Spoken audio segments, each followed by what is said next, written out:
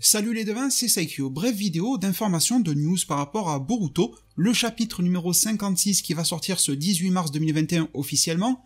Avant cette date-là, je vous proposerai très sûrement, si ça se passe comme les mois précédents, le résumé complet en français du chapitre avant même qu'il soit disponible partout. Donc n'hésitez pas à vous abonner et activer la cloche des notifications pour ne rien rater. N'hésitez pas à bombarder de pouces bleus si ce type de contenu comme aujourd'hui et les prochains vous plaisent. En tout cas moi ça me soutient énormément, merci pour la force. Et je viens vers vous aujourd'hui car le magazine japonais Weekly Shonen Jump est venu faire de la promotion pour le prochain magazine V-Jump, magazine mensuel dans lequel nous avons Boruto, Dragon Ball Super et autres. Au niveau des visuels, on n'y voit rien de très nouveau. On y voit Boruto et Kawaki effondrés au sol après la bataille. On y voit Ishiki en mode un petit peu fantôme avant que son âme ne soit effacée, qui parle à Code. On y voit Code qui s'active avec un Kama blanc, donc ça ne révolutionne pas ce que l'on sait déjà.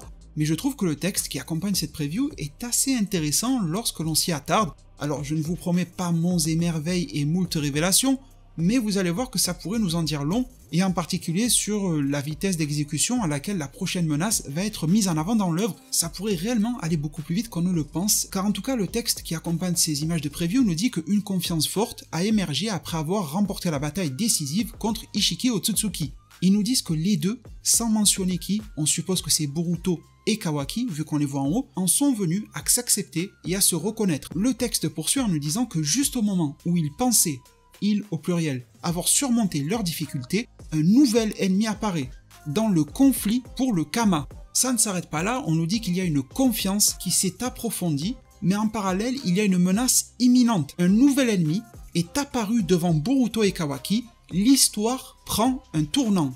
L'adorateur du peuple Otsutsuki qui devient désormais hostile à Boruto, à savoir Code, un membre de Kara, un jeune homme mystérieux qui aime l'existence du peuple Otsutsuki, qui le vénère en tant que dieu et qui possède le Kama blanc. Donc je ne sais pas si ça fait résonner certaines choses en vous comme en moi, mais en tout cas je trouve que ce texte est très intéressant parce que là, avec les derniers événements justement avec ces Boruto et Kawaki au sol, Naruto qui vient de perdre son pouvoir et tout ça, enfin le pouvoir de Kurama, hein, il lui reste beaucoup de force et on en parlera prochainement dans une autre vidéo, mais je me disais que là on se dirigeait vers une fin d'arc plutôt classique. Retour à la maison, repos, soins, faire l'état des lieux sur les pertes et sur les victoires, faire l'état des lieux sur les alliés et les ennemis, faire un état des lieux sur Amado, sur Kashin Koji pourquoi pas, parler pourquoi pas de Code si jamais Amado le révèle, voilà, ça pouvait un petit peu dériver comme ça. Mais là j'ai l'impression qu'on va juste avoir une surenchère extrêmement rapide. Alors on va prendre quelques pincettes parce que malgré tout, ça reste du texte promotionnel qui n'a pas été écrit par l'auteur lui-même hein, pour le magazine. Je pense que vous savez comment ça marche un magazine.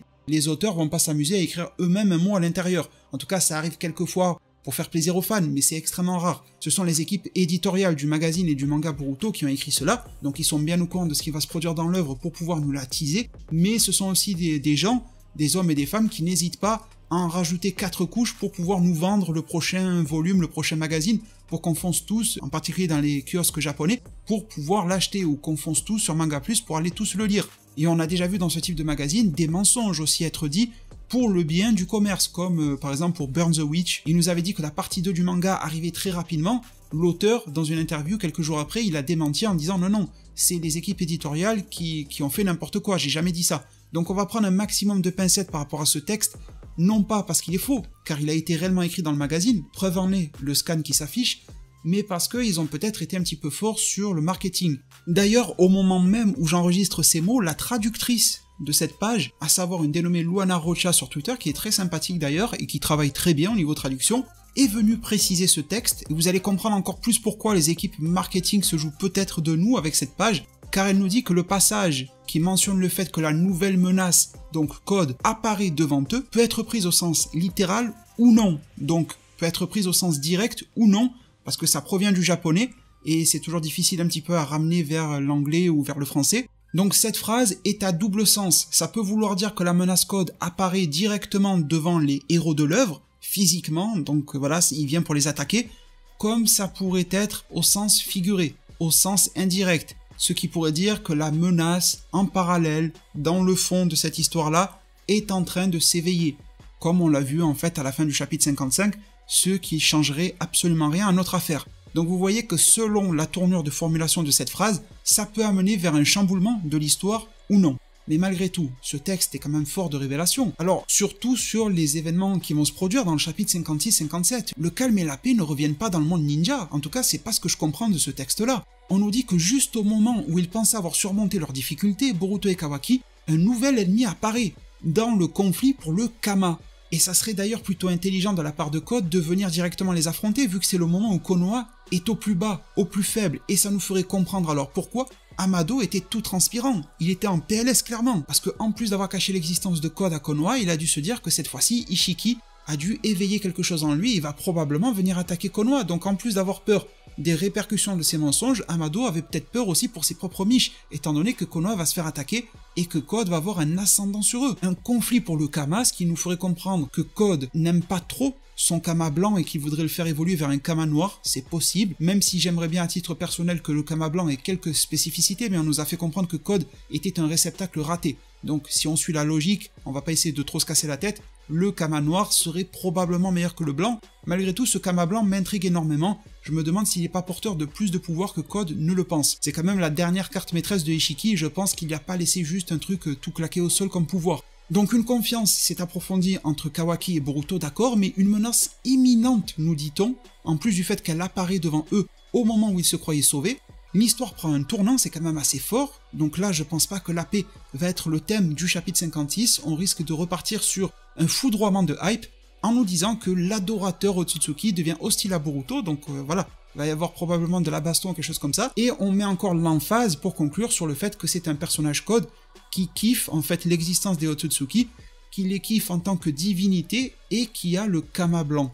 Donc ça fait écho à ce dont on a parlé récemment, avec cette fameuse divinité Otsutsuki qui nous a été présentée, et la manière dont Ishiki l'a dépeint auprès de Code. D'ailleurs, vous avez été nombreux à me dire que peut-être que Ishiki manipule Code comme un gourou, en fait, un chef de secte ou ce genre de conneries-là, qui va tout faire pour que tu le vénères, pour que tu l'adores, pour que tu l'idolâtres, pour que tu sois totalement dévoué corps et âme à son service, pour qu'au final, ça soit toi le chef de secte, le gourou, qui en bénéficie. Donc il se pourrait, on en reparlera dans une autre vidéo, qu'on n'en ait pas encore totalement fini avec Ishiki. Ça c'est intéressant, merci de m'avoir partagé cette idée, mais là on est clairement dans la thématique du Code porteur et adorateur de l'héritage Otsutsuki qui va venir se battre pour obtenir un pouvoir pour le moment le Kama. On verra si ça peut également évoluer vers le Jogan. Jogan qui nous a été montré sur la représentation de la divinité Otsutsuki, mais qui n'est jamais apparu dans le manga Boruto sur le personnage de Boruto. Donc ça sera intéressant de voir comment ça peut se machiner.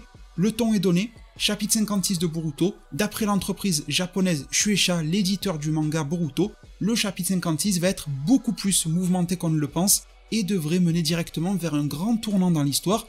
D'ailleurs, ce grand tournant pourrait être aussi lié à Naruto. Naruto qui pourrait prendre de funestes horizons, étant donné que Naruto et Sasuke sont totalement affaiblis, à bout de force, et en plus dépourvus de leurs pouvoirs principaux, à savoir le Rinnegan et Kurama. Eh bien mes chers devins, vous me dites dans un commentaire ce que tout ça peut vouloir dire selon vous. Il semblerait que le chapitre 56 va réellement nous secouer. Merci infiniment pour tout votre soutien, pensez à liker un maximum, à vous abonner, activer la cloche, prenez tous extrêmement bien soin de votre futur, je vous remercie du fond du cœur, et à plus pour de prochains arts divinatoires.